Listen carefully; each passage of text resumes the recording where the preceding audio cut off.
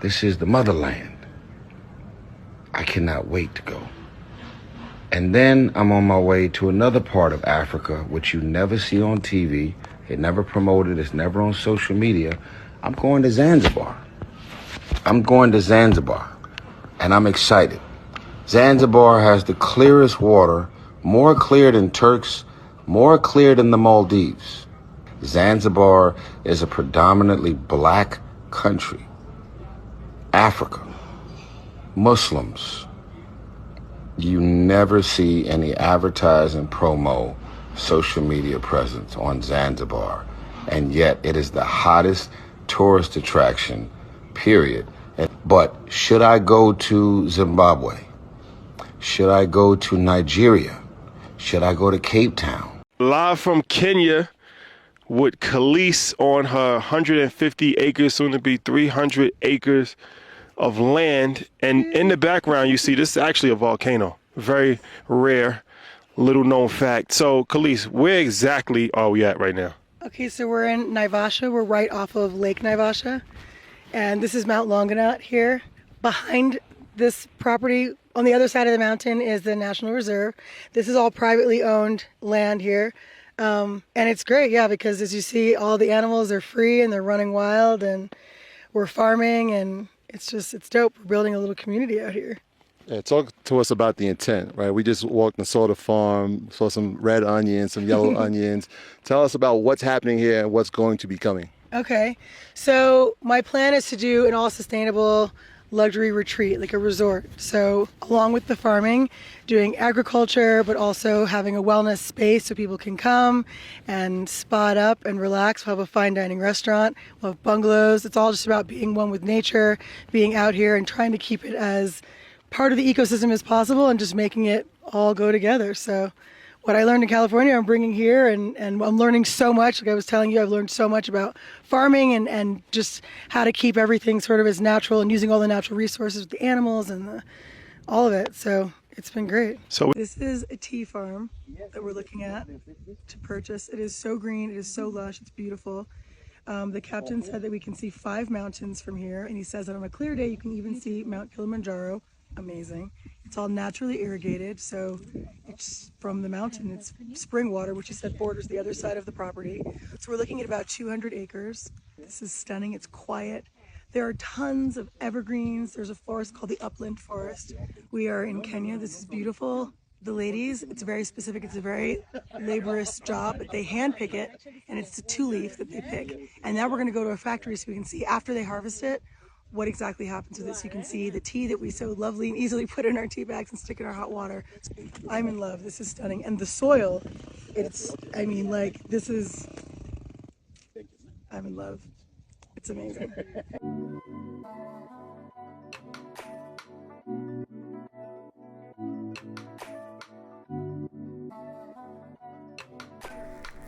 Oh yeah. Oh yeah. Yeah. Yeah. Yes, we are here. EYL live from Kenya. Studio Travels. Nairobi, Kenya. We got a special guest, special episode, impromptu. We are with the legendary Khalees. Yeah. Hi. Thank you for joining us. Thanks for having me. We spent so much time with you over the past couple of days. It only makes sense to let everybody know what's happening here. So we are very appreciative for you to be here today. I appreciate being here. Thank you. Yeah. Yes, yes. So, as I'm sure you've probably seen on social and from the clip before this, that Khalees is somebody that actually moved full time from the United States of America to Kenya a year and a half ago.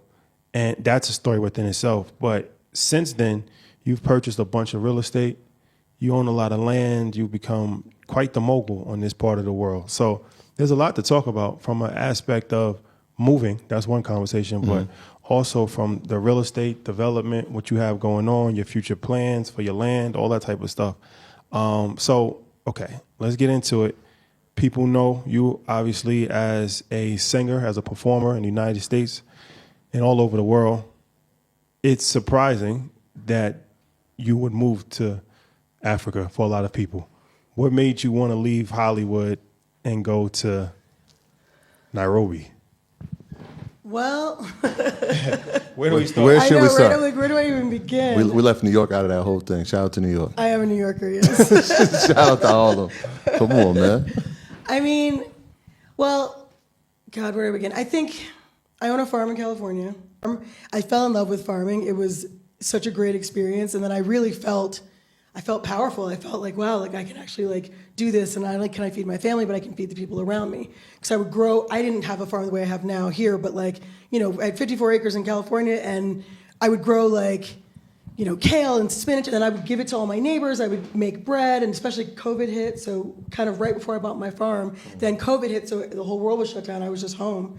So I was giving like veggies to my family and to friends. People were coming and picking up eggs, and I was like, yo, this is like real. Like this is, I kind of started thinking about where else could I do this? Like where else would I want to be other than California? And, a few years went by, and I don't know, I just decided like, let's take a trip. And really that's how it started.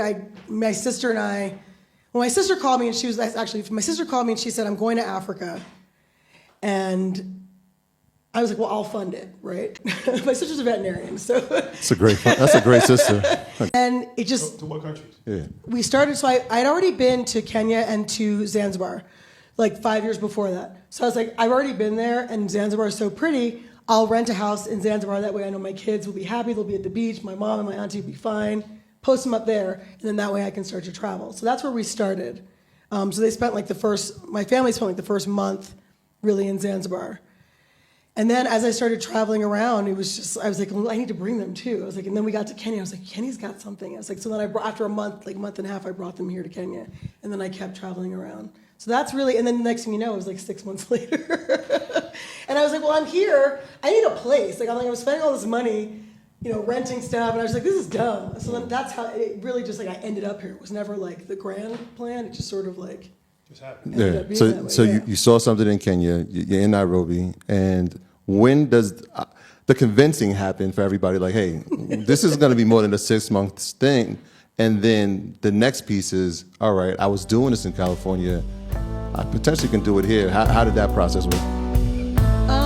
Well, initially we came out here. I was looking for land, not really just knowing what for even, or like just was like, let me get an idea, right? Ever since I bought the land in California, it changed my life, and I was like, I love this.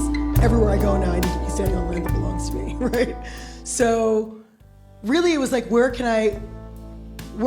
it make the most sense? Just thinking about like laws and what the culture of the country is, what the religion is, kind of all these things, right? Like where can I really, really be? Where it's not so different, but yet where I'm getting all the benefits of being on the continent. Kenya ended up being, as I started traveling, even though Kenya was like the second place that I came, second or third country that we came to, every property I saw after that, I kept comparing to Kenya. I'm like, well, they don't have this, and the kids were really like, they're not gonna have that, and how am I gonna, kind of all these things, and everything just kept coming back to Kenya. So Kenya really was like, before I even knew that I was gonna get the land here, it was like every country, like this place had everything, right? It had all the things that I felt like I needed to live like a normal life that I'm used to living, normal being what I'm normal, my normal, right?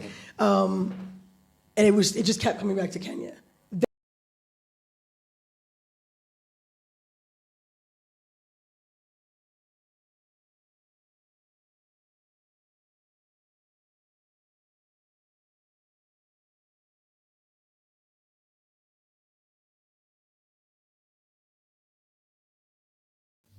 Now this is Kenya, Masai Mara.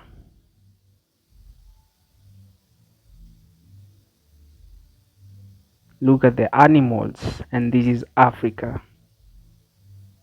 No other place like Africa. Then here we have Ghana.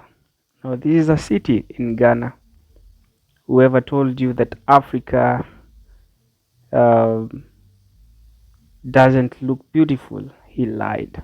Now look at these places. Look at how beautiful the city is. Hello, what's up, fellas? How are you? I hope you're doing well wherever you are. I'm your presenter Turain, and I just take this time to welcome you back again to this platform. Now, as you've seen, Africa is great. Africa looks wow. Africa looks wonderful.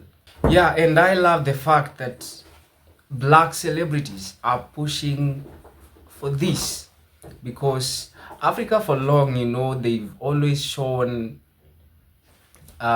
people living in very deplorable living conditions, of which that's not the case. They've always shown these slums that are all over in Africa, and I believe in every country, in every continent, we always have those kind of people. But that does not mean like the rest of the people live that way. Doesn't mean that way. And men, if you've not stepped in Africa, I think this is the best moment that you can come in Africa and see it for yourself. Don't let this propaganda that is propelled by the media stations, they always show you all this. And I've come to realize that when this guy said that out of sight, out of mind, he really meant what he said, because you keep on seeing this in media stations, and so your eyes are blinded by these photos and videos that you keep on seeing.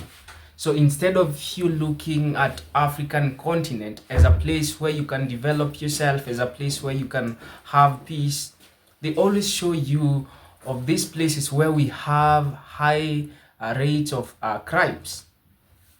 And I also believe that it doesn't mean that in America, in Germany, there is no crime. Every place there is crime. But the good thing here in Africa, especially for a black person, so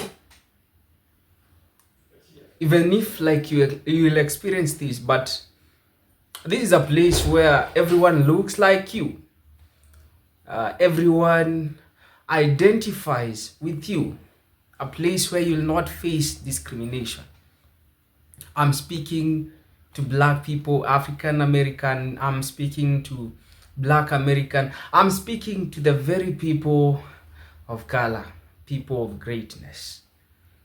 If you've not yet seen it for yourself, come and see. Come and see for yourself these beautiful sceneries in Africa, the ambience, the peace, the serenity there. Men, I think you're missing a lot while you're staying there. Okay, some people do say that we Africans, we are somehow forcing black people to integrate, or we are rather forcing black people or African or black Americans to be Africans. But this is not the case, guys. This is not the case. We try to show you that we love you and we identify with you, even though many people don't like associating with the blackness, because you know what this takes us. They show blackness as a sign of weakness, blackness as something that is not worth to be talked about, something that has a less value, something that you have to fight for, to be seen. But can I tell you that blackness is the very essence of life, the very essence of it's the very epitome of humanity, because most of the people that I've met who are black or my fellow Africans, they have a certain kind of personality that I love. There's communion, there's this partnership, there's this love among black people. There's this oneness. And this shows you how these people are great. But the media on the other side will show you the opposite of what I've just said. And so speaking to my brothers and sisters who have not yet come to the African continent, we have different countries that you can go and see for yourself. You see, diversity is the spice of life. And man, you're going to have a very nice moment while interacting with these different types of people, different personalities. You're going to enjoy it, man. I'm your presenter Rain, and if this is your first time in this platform, thank you for tuning in, man. Thank you for choosing us, and we also urge you to support us by simply subscribing, give us a like, share our content. We are going to appreciate. I'm hoping to see you in the next video. Goodbye.